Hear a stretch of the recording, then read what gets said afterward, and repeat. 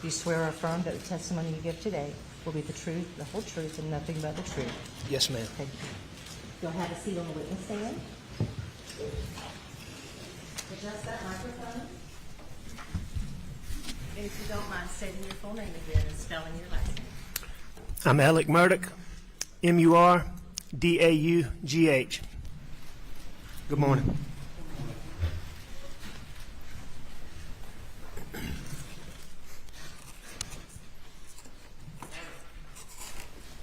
On June 7th, 2021, did you take this gun or any gun like it and shoot your son Paul in the chest in the feed room at your property off Moselle Road?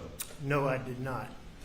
Mr. Murdaugh, did you take this gun or any gun like it and blow your son's brains out on June 7th or any day or any time? No, I did not. Mr. Murdaugh,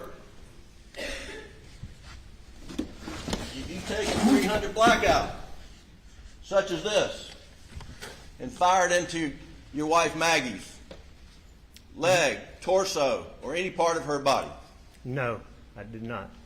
did you shoot a 300 blackout into her head, causing her death?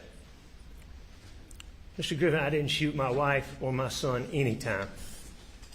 Ever.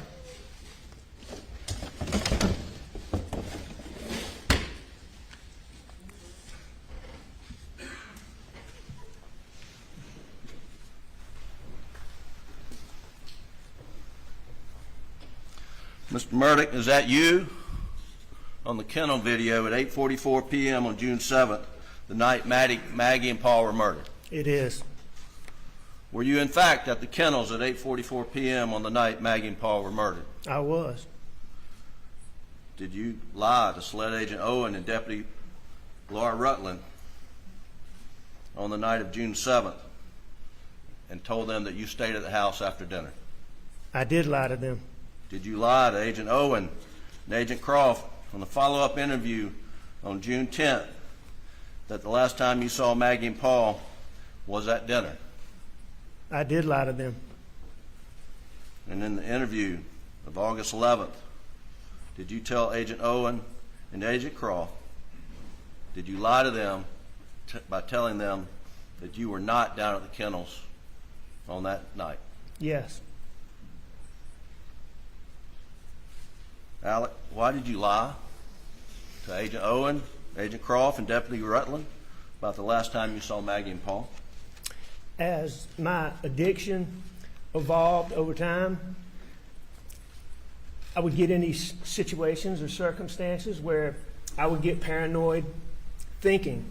It could be anything that triggered it. It might be a look somebody gave me. It might be a policeman following me in a car. That night, June 7th, after finding Mags and Paul,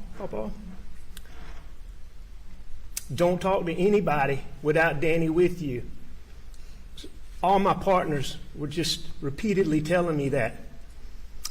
I had a deputy sheriff taking gunshot tests from my hands.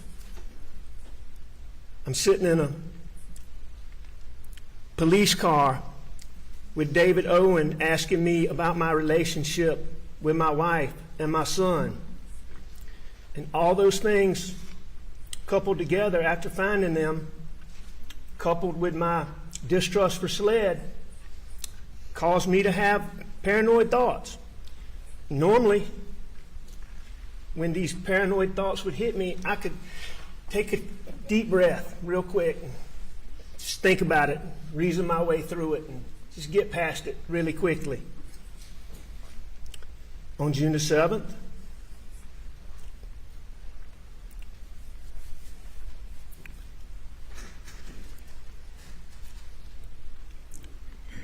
I wasn't thinking clearly. I don't think I was capable of reason. And I lied about being down there. And I'm so sorry that I did.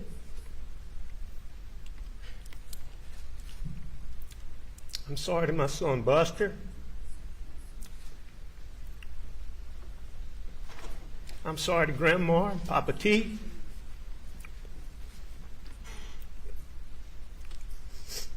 I'm sorry to both of our families.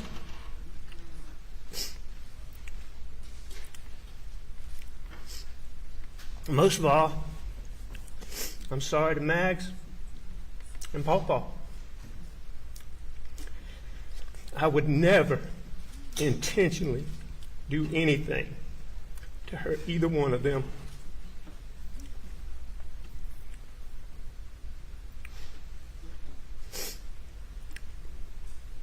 Ever.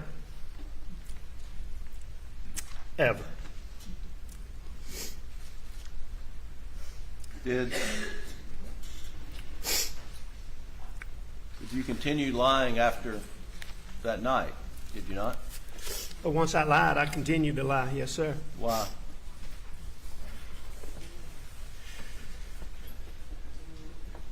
You know, oh, what a tangled web we weave.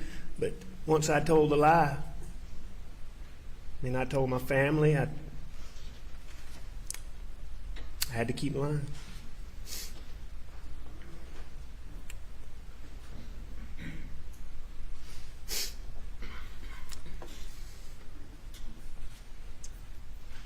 Alex, tell the jury what happened on the evening of June 7th, starting when you met up with Paul.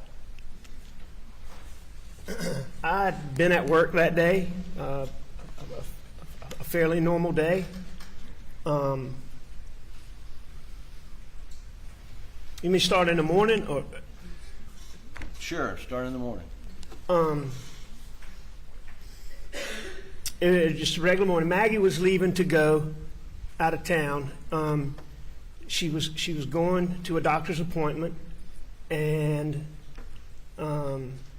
she had some stuff to do at Edisto, where she was having some work done on our house at Edisto.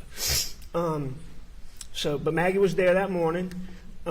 She went to leave, and she told me she was doing these things.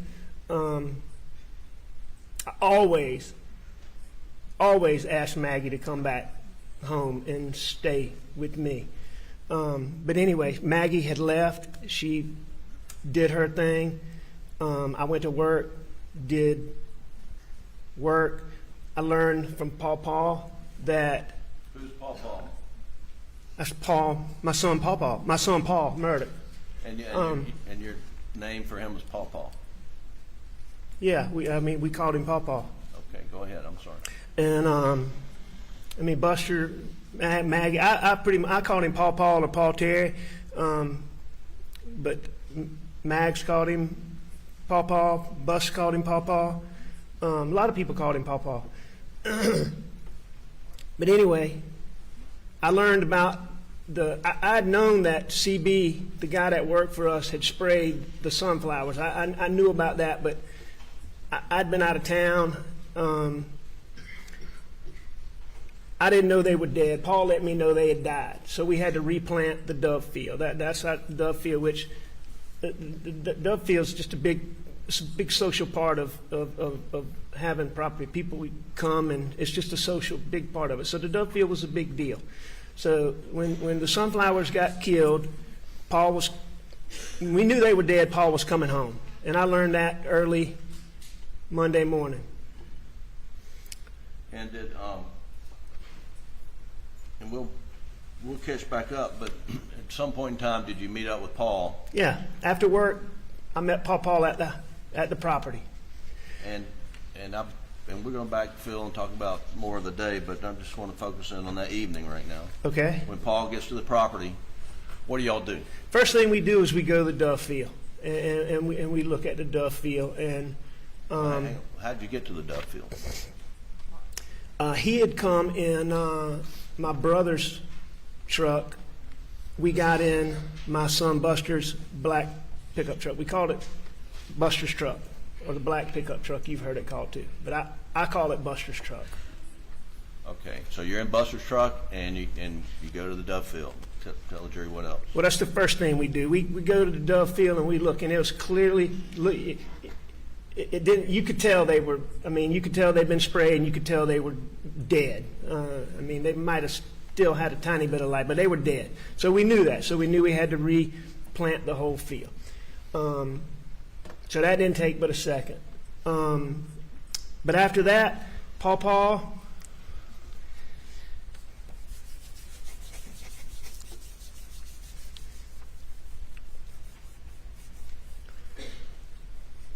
we just rode the property. We spent time together. We rode around and we spent time together on the property.